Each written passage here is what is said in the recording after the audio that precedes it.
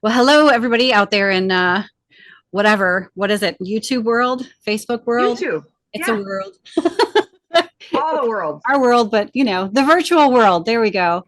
So, welcome to Amy Joy Presents. So today I have with me Sarah Villanueva. So I can't. Okay. So today we have Sarah Villanueva. Villanueva. Did I say it Yes, right? you got it close. Okay. I'll take it. Oh, mercy. Okay.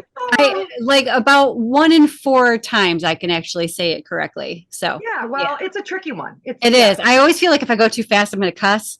So yeah, there's like something vulgar is going to come out. yeah. It happen. I don't know, but hopefully not. Yeah, it's You it's know. tough though. It really is. Everybody has a hard time with it. So, Oh my but goodness. apparently it's like Smith in Spanish. So I didn't know that. It's a very I'm common just last going to name. call you Sarah Smith from now on. Yeah, that's fine. I'll take that too. Yeah, Sarah Smith, but the but Hispanic version. not. Yeah. Yeah, right. Oh my word. All right. Yeah. So now that we've gotten your name out of the way, tell everybody out there.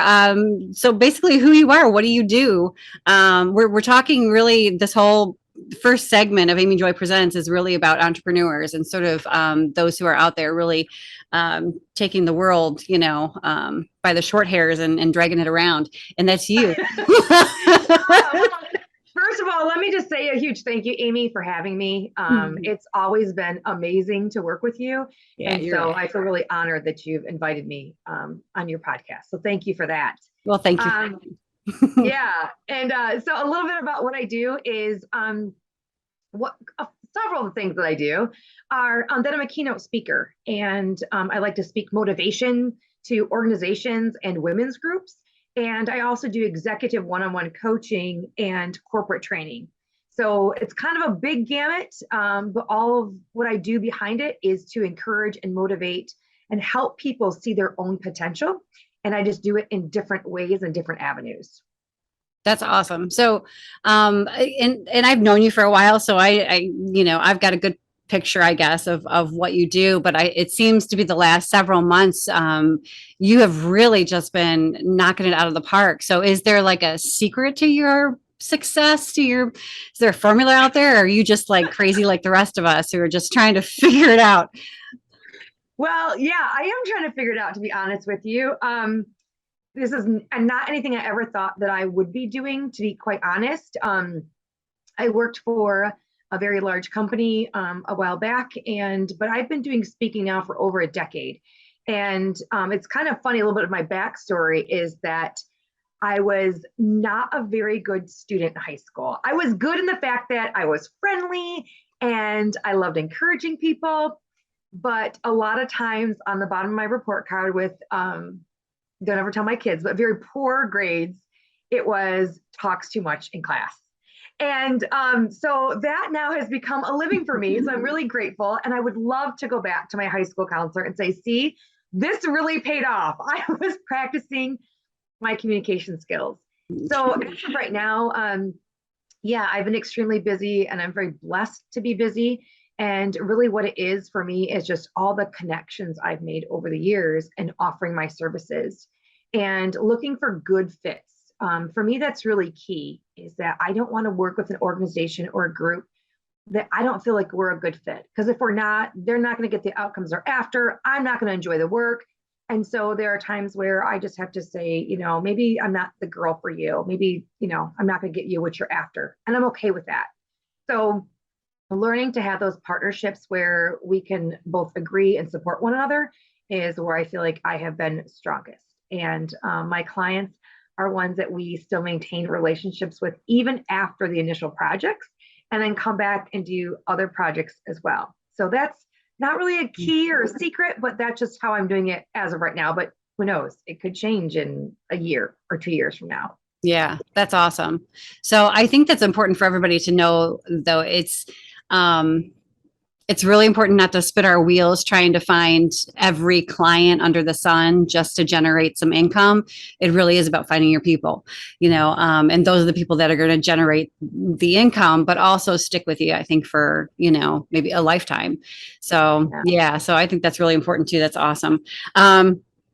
So when it comes to Um, you and I haven't really talked too much about this, but as far as like, well-being, when we talk about like wholeness and what that means, to either achieve or maintain our physical, mental, spiritual well-being, like what does that look like for you? Is there any such thing really on your end as a balance between those things, or is it more of a just kind of little more of one than another on any given day, right? Yeah. Or maybe is that balance? I don't know. But how do you sort of address those things and stay sane?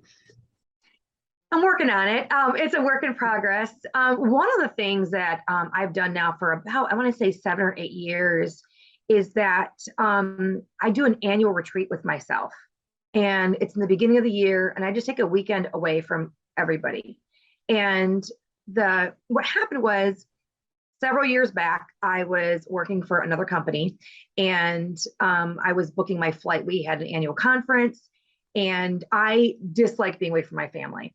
I love being with my family. I miss them when I'm gone. And so I was so busy in that season of my career that I actually booked my flight one day too early. And I remember landing, I was in Huntington Beach, and I picked up my phone to check with my family to say, hey, I've just landed, heading over to the hotel, I'm okay. And when I looked at the date, I realized I arrived a whole day early.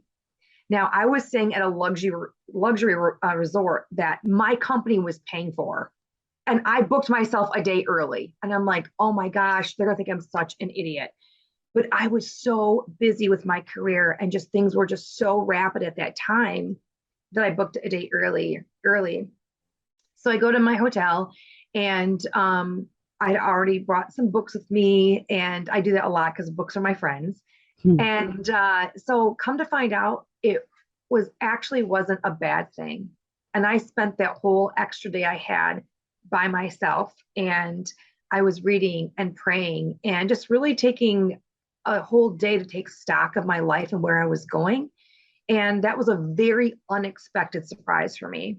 So now every year since then, I take a weekend in January just for myself. I go somewhere by myself. I shut my phone down. I make sure everything at home is taken care of. And I just focus on that weekend about what my upcoming year is going to look like. And so for me, that's been huge for just my mental stability, is to have a game plan. And in that too, that mental healthiness too, is that I have mentors in my life. And I learned that many years back.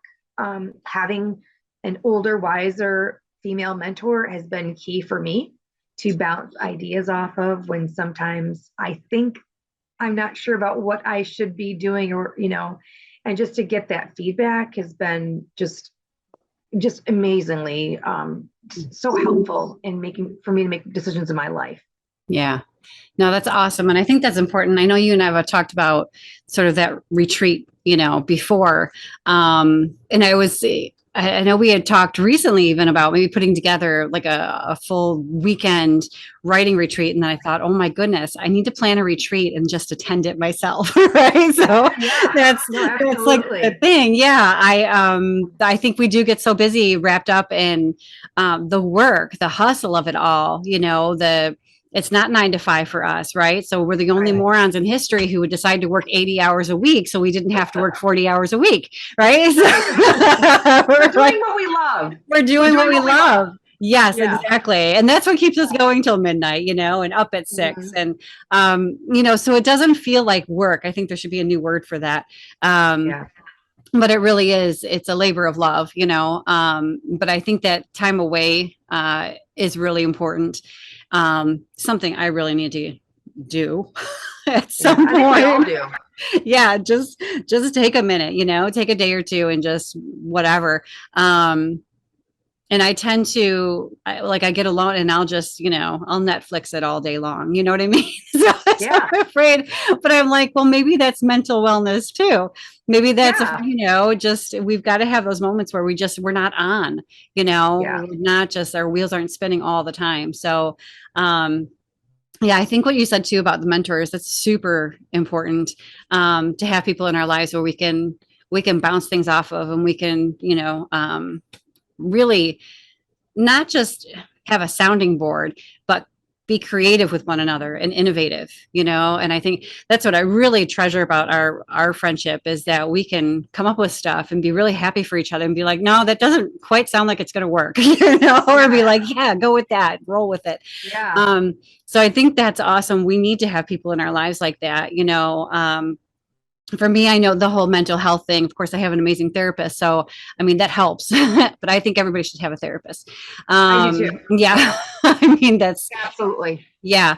And now I know it's like in huge demand, the whole mental health Hmm. thing. So I know our therapists are completely overwhelmed with trying to help all the clients they can. But I think it's hugely important, especially if we're going to be in the business of helping people help other people, right? Yes. It's super important, because I'm sure you've had the same experience where someone comes up to you and they just kind of lay out their story because you've given them yours, and Yes.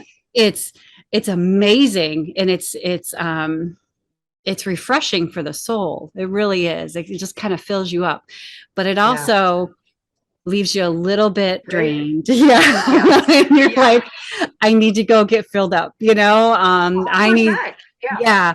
And I think that transfer of energy, just needs to keep going around and around. It can't just stop at one person, um, and be that way. So I think mental health is really important. I think our professionals are invaluable. But yeah, so I don't know. I had a few questions. I still have a few questions. Um, but is there anything you want to get out there before we kind of, you know, keep going in a Um, structured kind of way? yeah. Well, in the way of mental wellness, or in which Anything. area? Yeah, well, so one of the things that you mentioned about counseling is I believe everyone should have a therapist, or at least do a check-in, because many of us get our teeth cleaned every 6 months, right? Like, I can't wait to go to the dentist. I love getting my teeth cleaned. But how many people really check in mentally where they're at? And especially for the work that you and I do, is that we are filling everybody else's cup over and over again. And we're hearing really traumatic stories. And um, because we're more empathic, we can tend to take that on. And I know for my clients, I think about them. There's sometimes we do follow-ups, I'll be praying for them. It's a lot to take on, and it's a lot to shut down. It's difficult to just shut them out, when they've shared such personal stories with us. So one of the things that I've always said is that counseling was one of the best gifts I have ever given myself. And so I think it's hugely important to have that, because you do need to get all of that out with somebody trusted, and you're not going to talk to your clients and people like that, and unless you keep a really tight core circle like you and I do. A lot of people don't have somebody to that level that they Right. can speak to about what they're going through. Yep. Yeah. Yeah, you're absolutely right. I think, and for a long time, I didn't have that kind of, relation like you and I do. I mean, we've known Yeah. each other for years and years and years, but it probably wasn't until the Yeah. last couple of years where we've been pretty close, and especially Yeah. both of us growing our businesses and family transitions and things like this. So it's been really great. And I know you were my traveling buddy for Alabama there, and Yeah. which is great because you can't always travel with people, you know. But you were Yeah. awesome. We were like, It was independent so enough to much do our own fun. thing. Yeah. So, Yeah, I was going to say, if I can just toot your horn, I love that about you, Amy, because when we're speaking for hours at a time or whatever, and we're giving this information, whether it's motivation or information, it is mentally exhausting. And I've had people say, "Oh, I could get up and talk," and I thought, well, have at it, try it. It's not as easy as it looks, but because we've done it for so long, it looks like a breeze. And so, what was really great about you and I traveling together is that we could just tune out, shut off, and nobody was like, "Hey, what's wrong?" Nothing's wrong. We're just mentally spent, and we need to recharge. And I love that you and I could do that with one another, and it was so chill and so good, and we had just great conversation. And I always feel more motivated after I talk to you and we share ideas of ordering our businesses. And like, I feel fired up. So I come to you for motivation. And so I'm just really grateful for you. well, thank you. Well, same goes for you. I feel the same way, so very grateful for our friendship. And and I feel, because I struggle with confidence quite a bit, especially when it comes to selling myself and putting Yeah. a dollar amount on that. So, I'm helping you, sister. I'm helping oh, you. oh my word, right? So I would like just trying to figure out like what do I charge, and then sticking with what I Oh, charge, and I don't charge much yeah, in the grand scheme of things. But to yeah, me, it's just like, oh, if I could survive and give my stuff away, I absolutely would, you know. yeah. But I can't Oh, do yeah, we that. all would. Yeah. Yeah, right. So, Yeah. so that, thank you. Cause I feel like, I really have gotten stronger when it comes to, this is who I am. This is what I charge. I've got more than a decade of experience. Yeah, And there's no sense in trying to discount everything. Cause I'm not a discount speaker, I'm not a discount right. author. Um, No. so, our time is worth something.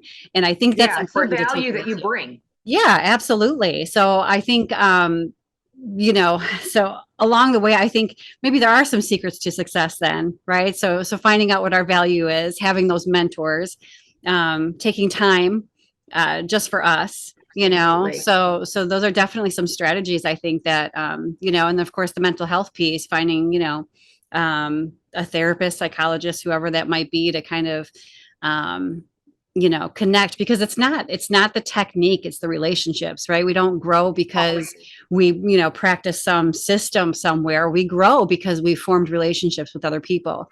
Yeah. And I think that's the whole key to everything, whether it be, successful in family life, or, in business or community, whatever the case might be. It's through relationship, so Yeah. yeah. One of the things I was just going to mention too, as we were talking, sorry, I know you've got a game plan. So let me know if we need to Oh get no, back it's all to it, good. but I'm going to crisscross my legs again. So one of the things that just came up for me is that I don't have, it's not with me right here, but it's a gratitude journal. And I do gratitude journals a little bit differently. And for me, that's mental wellness as well, is that I list 3 moments that I was grateful for that day. Mm. And over the weekend, my boys and I went for a drive, and my youngest is not old enough to drive yet. Okay. But I said, let's get out there and practice, because I just really believe in practicing. I mean, my parents took me out practicing. We lived out in the country. So I was able to, practice on the rider and the cars on dirt roads and stuff like that. And so my youngest, him and my oldest, we got out, we went for a drive, and we brought our dog. And I let my youngest drive out in these sandy dirt roads. We live near a national forest too.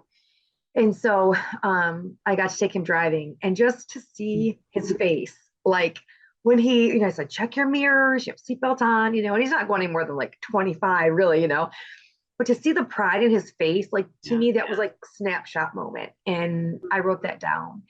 And then we got out during near one of the intersections we were at, and we took a group photo, because I just really wanted to remember that moment for later. And as we were doing the photo, one kid my oldest boy will never smile. So he does these really dorky faces. I'm like, come on. He's like, I want to keep this for forever. And so that was one of the moments. And then later that night, we were watching a movie, and we had some discussion around things that happen in our culture. And my youngest, who's 14, he turned to me and he said, Mom, I'm really grateful for the way that you've raised me. Hmm. And I wrote that moment down. So I had 3 moments from my day that I was really grateful for, those little snapshots. And so that's what I do almost daily for my gratitude journal. And I've done it for years. Hmm. And it's kind of a memory of sorts too for me, because I'm not a very good writer. That I have a terrible time writing things down. I'm much better at speaking them, but I can bullet point those things. And so I've got a catalog, a stock, a history of really important moments that have happened almost every day in our lives. So yeah, Well, it's a mental wellness thing that I do as well. yeah. And I think that's awesome, because it not only, I think, gratitude is one of those key things that really keeps us, in the right frame of mind. And I forget that often, I sometimes in the midst of my own, it's me and the cats, It's Oh, like, yeah. oh, but it really is good to remember, okay, I've got a roof over my head. I've got this, these things happened, my kids are doing well. And not only that, but you're leaving a legacy for your sons, so that's really important. But you had said something earlier. What was it? And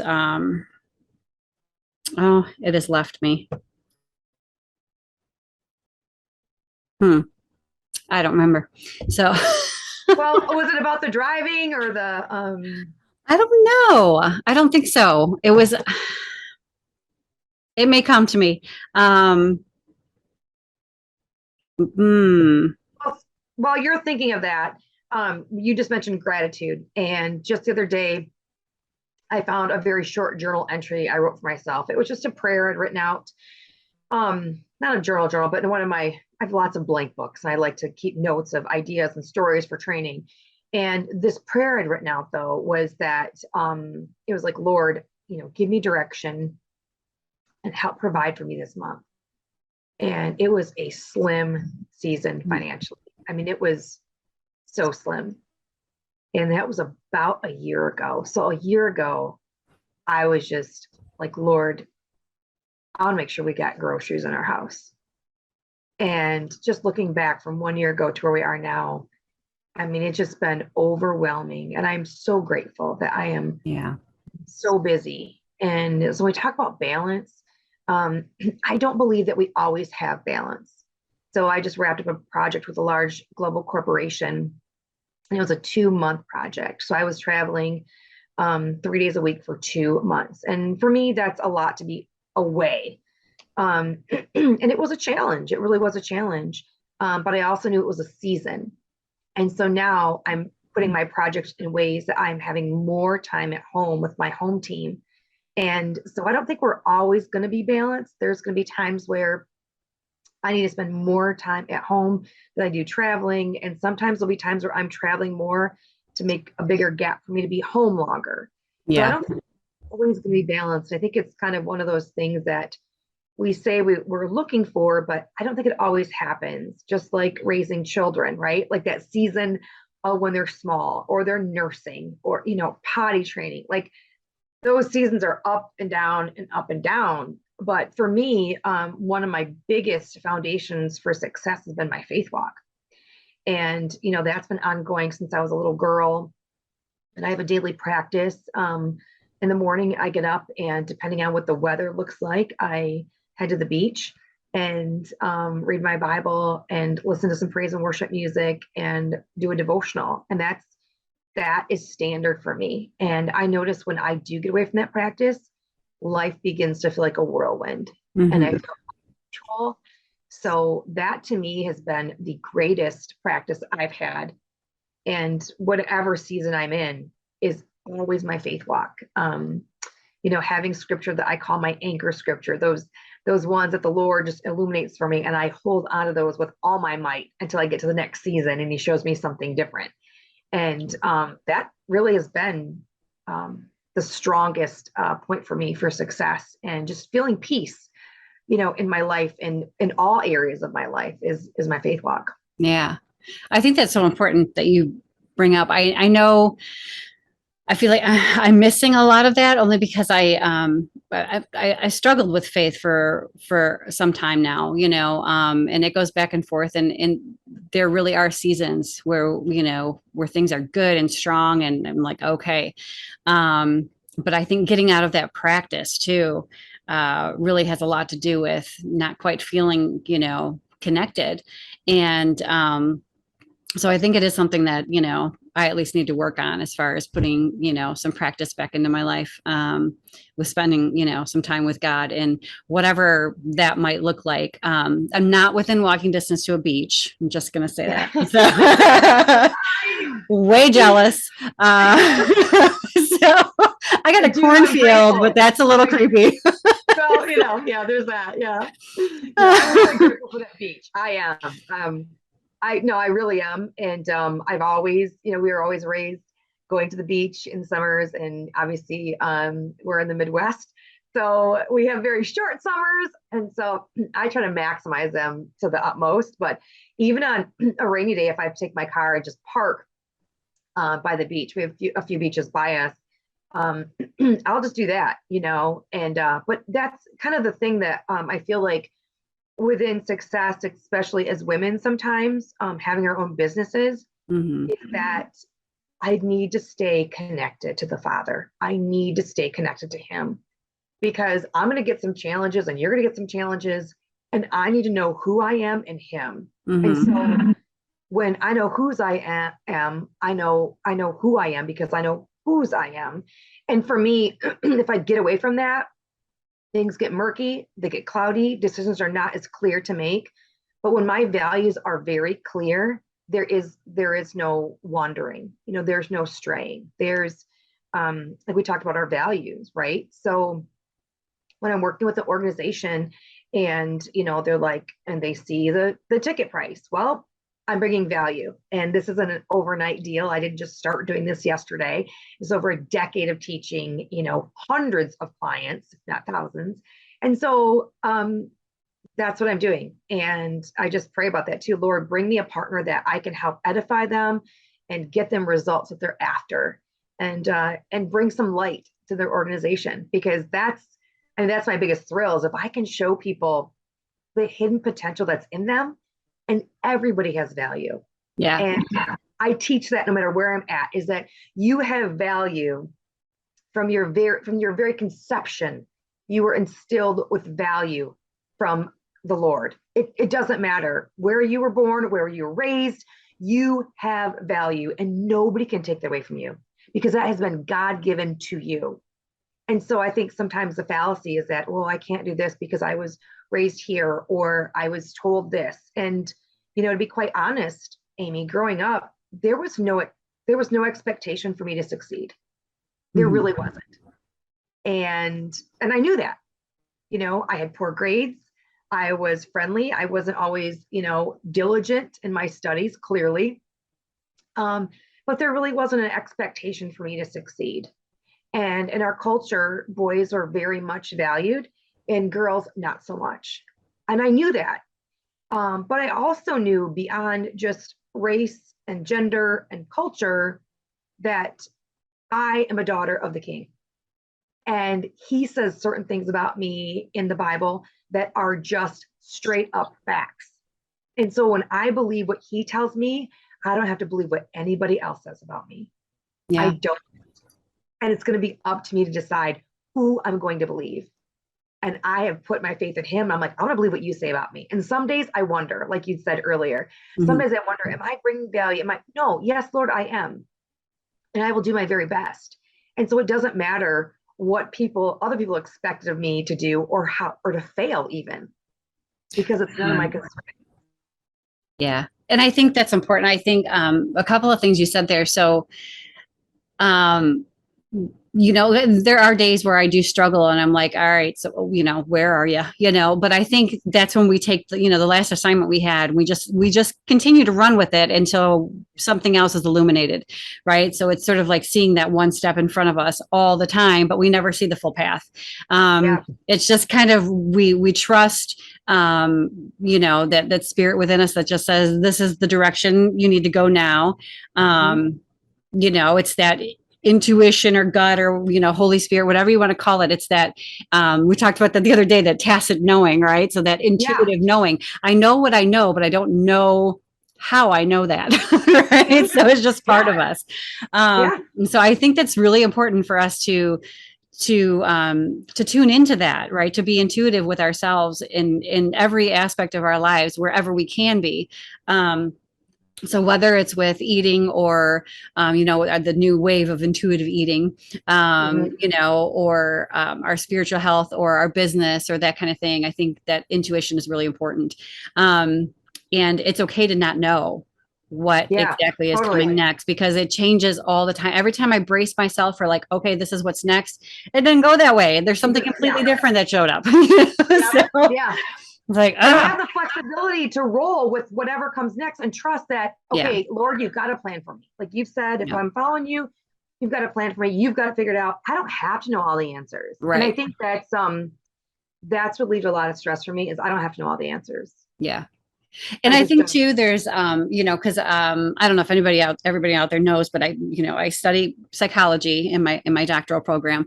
But there was one thing that got brought up in some of my readings. Actually, I don't even think it was in my program. It was just an extracurricular thing. Dr. Daniel Siegel had sort of gone over this model of what mental wellness looks like, right? And he spelled out phases.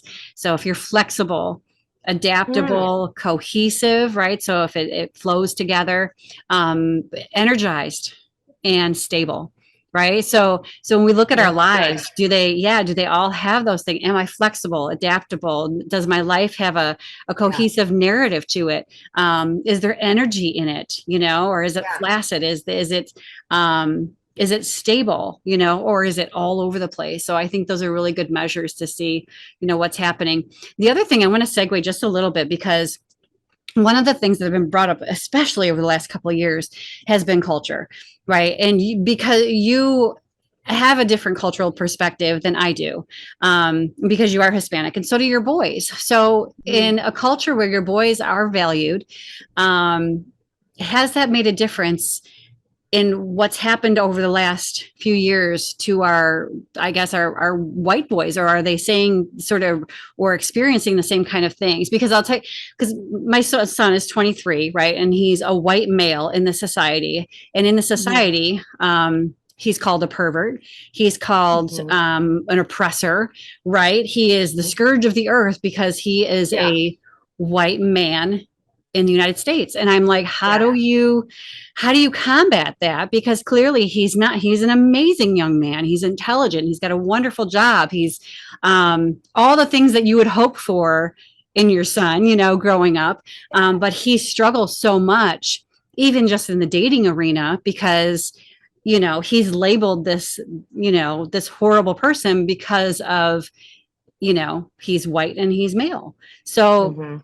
has your, I guess, culturally have your boys sort of been almost maybe a little bit buffered because of your culture, or okay, because I'm Yeah, not sure I how think, everybody's experiencing that. yeah, I think, and even I've noticed that with me too, is it seems that, and I'm pretty light skinned. I'm actually half. My father's Mexican, my mom's Caucasian.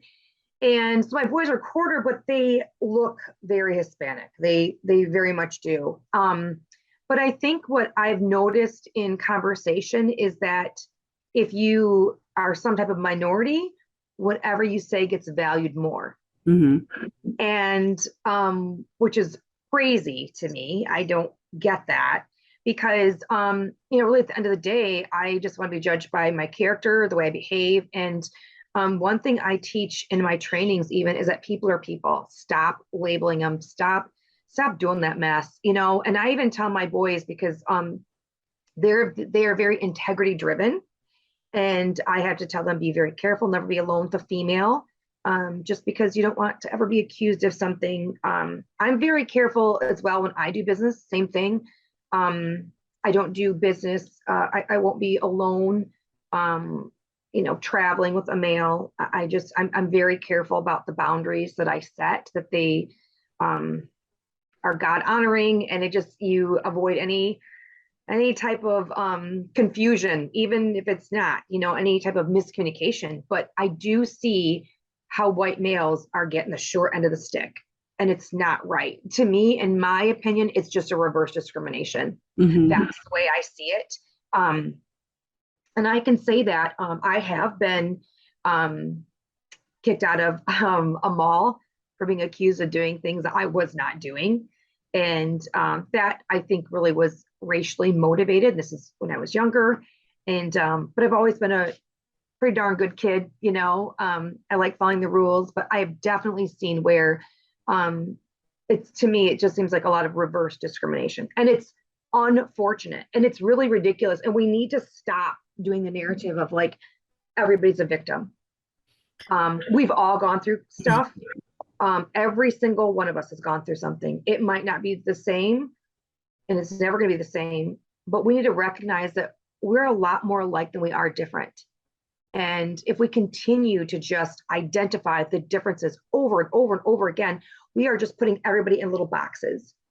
And we're not getting really good, solid communication. Everybody wants to say, well, I'm more of a victim because I did this and this and this and this. And I'm thinking, oh my gosh, this. So I don't care what color you are. If you have a victim mentality, you have a scarcity mindset. Yep. You've already decided you can't excel and you can't do this and you can't do that and you can't do that because of blah, blah, blah. You've now just given your power away freely. Mm-hmm. You've just said, hands up, I have no power. Or you're living out of anger and bitterness. And that is never a place to be. Biblically, we are not to have a root of bitterness and anger. That's not giving us growth or life, no matter whatever you identify as. You've now just limited yourself. And I can't imagine if I would have said, I can't do this because I'm a woman, or I can't do this because I'm Hispanic. I just didn't. I just didn't do that. I refuse to do that. I absolutely refuse to say I'm a victim or poor me. We've all had challenges, and every single person has. And I think when we just stop glorifying the challenges as I have more victimhood than you do, that's ridiculous. Right. It's a badge of victimhood. People wear it around like they're so proud, and how to just move past it, you know? Right. And I think that's a huge problem is you're right. I mean, we all go through some of us horrible things, right? But if we continue to, sort of live up to the low bar that someone expects us, we'll hit the low bar, but certainly won't go any farther than that. So, right. I mean, it shocks me to see some of the, I guess, policy and things that are rolling out. I think it's like the checkbox disease, right? So we keep creating another checkbox to fit somebody else's feelings. And it's like, oh my gosh, well, I'm a unicorn today. So please make me a checkbox. So I'm going to sprout some wings and a horn, or maybe that's a Pegasus. But that's how I feel. Right. Yeah, and that's the thing. Is the reality is yes, we all have feelings, and yes, we try to be respectful of everybody. And I just said this in a training I was doing because we were talking about being offended. You know what? If you're looking for offense, you're going to find one. Mm-hmm. You are going to find one. Yep. And you're going to find what you look for. What is your perception? Do you perceive people as, being opportunities to get to know somebody, or are they always a threat to you? You're going to decide the type of relationships we just talked about earlier. Relationships. It's all about relationships. No matter what someone's role is, or what color they are, or what gender they are, it's all about relationships and just having respect, because we are all individuals. We're all human beings sharing the earth. Right. It's kind of like this selfish mentality. I just really want to shout and get over yourself. Okay. Because when we're serving other people, it's not about us anymore. Mm-hmm. And, that's a childhood mentality, is it's all about me, right? That's being a child. Adults learn to serve other people and to get the job done. And if I just let my feelings determine everything I did, I wouldn't want to do things. I would want to stay home, like you said, and binge some TV and hot Cheetos and a Coke. But, if I don't want to be fluffy, I'm going to stop eating hot Cheetos and Coke and just go off my feelings and just get the dang job done, because it's got to get done. And that's where I feel like we have lost the ability to challenge ourselves and pick ourselves up by the bootstraps and just get the job done. Mm-hmm. Your feelings cannot, oh my gosh, they cannot control what you do. They just can't, because we would never do stuff that was hard. And that's where growth happens, is we do the hard stuff. And so I see a lot of folks deciding to not do the hard stuff because it's uncomfortable. Well, yeah, okay, suck it up, cupcake. Lots of things are uncomfortable, but that's where growth happens. So if you're not looking for that growth mentality, I see your cat. I know, right? She's like, I'm just going to be here now. Okay. Oh, there she is.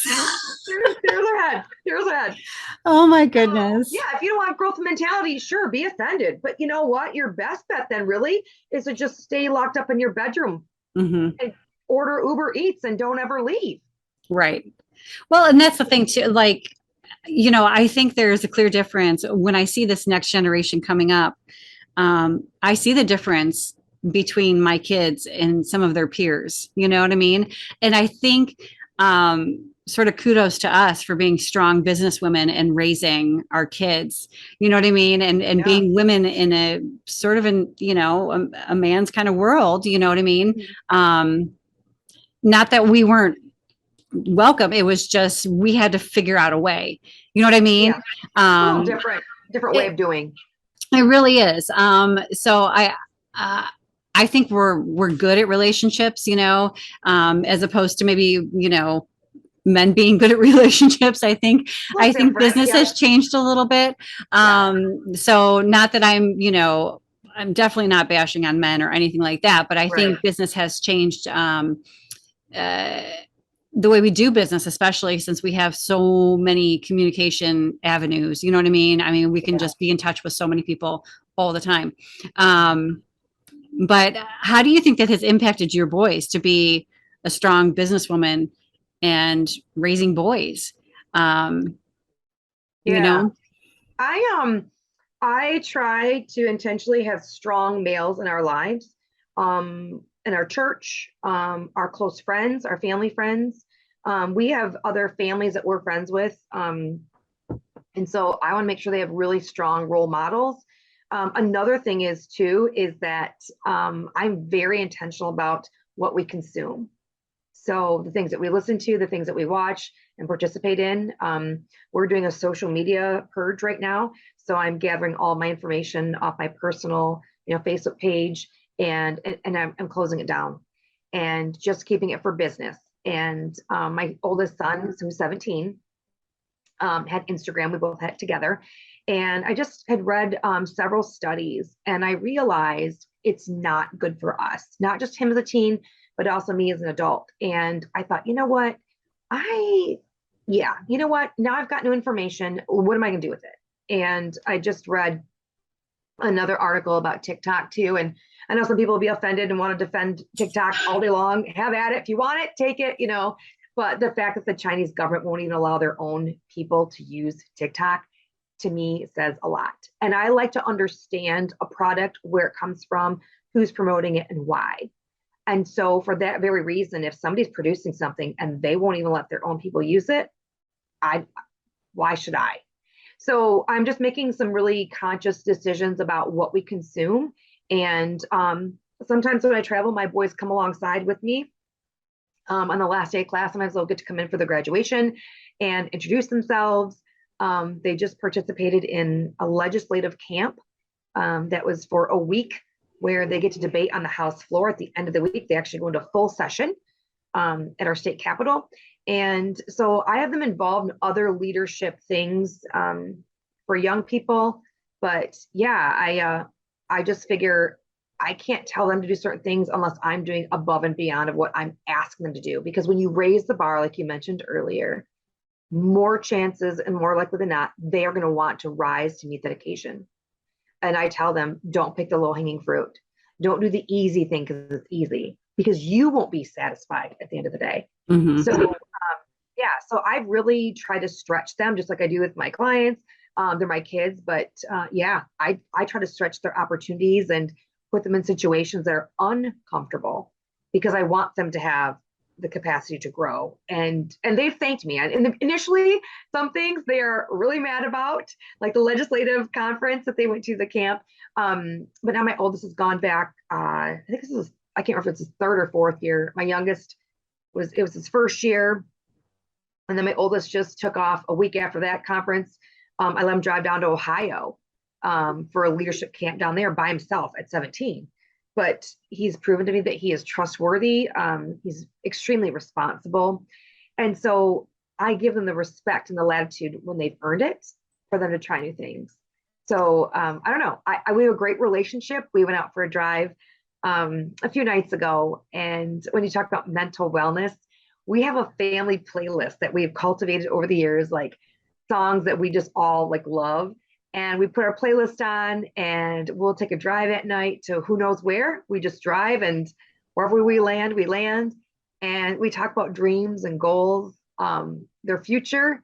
and how I can help support that. Hmm. So kind of a long story short, but yeah, I think I've done really well for, right now being a single mom. I've tried to the best I can, but I also know my limitations. I'm not a male, and I will never be a male. And I'm totally okay with that because I like being a female. So I try to plug them in with other strong males to look up to, including our pastor and some family friends that we have that are older, for them to kind of learn from and take under their wing. Yeah. No, that's awesome. And I feel like, my kids are a little bit older, so they're almost 22 and 23, and they've been out on their own for a bit. They both moved out at 19. Not because I honestly thought they'd be with me for quite a long time, but they were both ready. And it wasn't because I had, I don't think set the bar super high. It was simply I was trying to survive and running businesses and going to school. And I think they saw that, most days around here, it was like raising feral cats. It was no structure. We were just like, we were winging it every day. It was like, the prayer was, please just don't let them die or end up in jail. I just want to keep them alive until adulthood and out of jail. That was it. That was the goal. And thank God they made it, and they're doing well, but it's so cool to see them sort of take what they saw, what they experienced, and turn it into something on their own. So my son is very musical, so he's really flown with that, but I started teaching him piano at 9, and so but it wasn't like, oh, you're going to be the next, Beethoven. It was, hey, let's just do this because it's something to do, and he had a talent for it. And my daughter now, she's constantly trying to start new businesses, and I was like, oh, that's my girl, Yeah. Why not? Right, exactly. But what I noticed was, they're brave. They're at their age and trying new things and stepping out and being like, you know what, understanding that, hey, this relationship doesn't work, and being able to say, hey, this relationship doesn't work. That is courage to me. I don't think I would have been able to do that at their age. I didn't actually do that at their age, but I think I love that. Yeah. My youngest son was working for a gal. They both working, and so they're 14, 17. And I started working when I was 14. And my youngest one was working for a gal and just doing some odd jobs or whatever. And I was there, and she said, well, do you want to come back and work for me again? And he said, no, thank you. And I was like, there's that. He said, no, thank you. And I was like, whoa, but he was so respectful and it was received so well. But I was like, dang, you just said no. Right? Like, it wasn't your fit. And it wasn't that he's not willing to work. It just, he recognized it wasn't a good fit. And I recognized that too, but I wondered if he would have the courage to say no. And then he did. And I was like, yeah, great. And so then he went off and started working somewhere else, and it was completely fine. But I love that. Like, I want them to know themselves, to understand the value they bring. And they are, people that they work hard. They do work hard. And I love that. And I love the courage to say, you know what, it's not working, and to be kind about it. One thing when we talk about culture, I feel like what happens so often right now is that if somebody doesn't agree with you or offend you, people just cut them off 100%. You're just out of their lives. And I think, oh gosh, if you're expecting somebody to, agree with everything you say 100%, you're going to have nobody. Because if that's the case, it's just going to be you. Because if anybody agrees with you 100%, you just have like a clone of you. They're not thinking for themselves. We should all have different ideas and just be respectful of it, and so I see that cancel culture thing happening a lot. And I think, oh my gosh, it sounds just so elementary, right? Like, just cancel them, just, or go after somebody online, and just the nastiness. Like, they don't, if it's a company you don't want to support, just don't buy from them. Buy from somebody else. But don't make it a whole campaign right to ruin them. you know? Right. It's so insane. And who's got the time to do that? Like, Well, and I think that's exactly it. I think I've noticed a lot of not just one generation, but several have just given up on work. They're just like, yeah, meh, I don't wanna. yeah, Okay, like what the heck? But I think people, we need work. We were we intended were to created to, work. yeah, Yeah. yeah. And when you don't, your mind just, Oh, yeah. starts rolling over ridiculous things like, Mhm. cancel culture and all this crap and putting Yeah, your energy into things that produce nothing. right. So, I think, the idea of work and all, where the heck did it go? Like, what I, generation said, "Hey, well, we're not gonna work anymore." you know what? I don't know because I do know the traditionalists who were born 1945 and before felt that it was what I've read so far has said it was a privilege to have work. They were grateful to have work. And they felt that doing work was, they were proud to, put their best foot forward. And, now sometimes you go into, either a restaurant or a store and, someone's serving you, sometimes it feels like I'm bothering them. And I thought, oh, Mhm. that's not a good attitude to have, for work. Just we should all be serving one another. And that's just part of the game. Like if you agreed to do that job, I'm sure when they hired you, you said you would be you'd be nice and you would, like, man, but so much now people just don't know how to maintain their own like self-discipline of emotion. It just feels like very chaotic and childish and just throwing a temper tantrum or airing all your dirty business online. I mean, when has that ever gotten anybody in a better spot relationally? I don't know. Yeah. Well, and that's when I kind of feel like I need to like throw out that list of therapists as references, Oh yeah. Like Yeah. I got a list for you to choose, but you can't have mine. Yeah, So, yeah, right. so Give me her name. Just me. Just me. Let me share. right, right. Yeah. But Oh my but there's a goodness. spirit of like victimhood, Yeah. and I just don't get it because we've all had challenges. Hmm. We all will continue. That's called life, right? Like it's not going to be fair. If life was fair, I'd be a size 4.